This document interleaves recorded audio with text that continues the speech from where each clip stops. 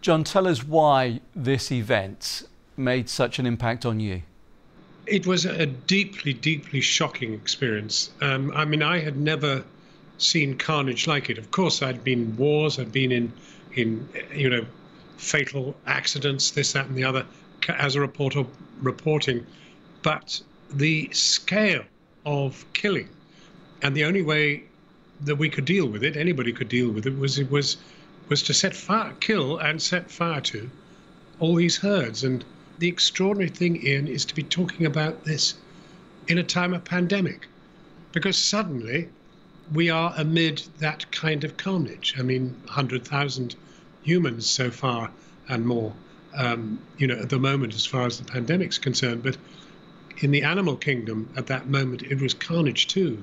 We decided to take a light aircraft to film from above, and that was shocking. It's striking to hear you recounting it now, because your memories seem particularly vivid, given the scale and the breadth of your career, that those images have you said at the time, they were seared on your soul, which one understands that quote in context, but for it to be as relevant, it seems now, really is quite something. It is extraordinary, because I hadn't actually thought about it.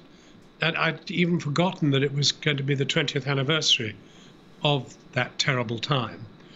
And at no point in the pandemic so far had I connected it with the suffering of the animal kingdom in the time that foot and mouth raged through Britain.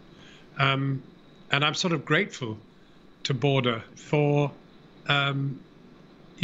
bringing us this anniversary, which I regard as a very, very important one. I think everybody learnt an enormous amount from it. And of course, we've been blessed that we haven't had anything like it since. But I had never known anything like it before. So it came to me as a terrible shock.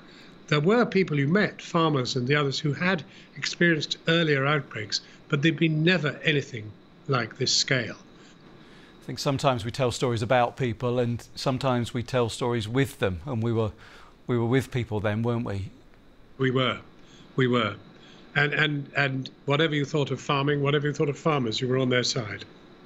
Jon, thank you very much for the way you told the story then, and for telling us your memories of it now.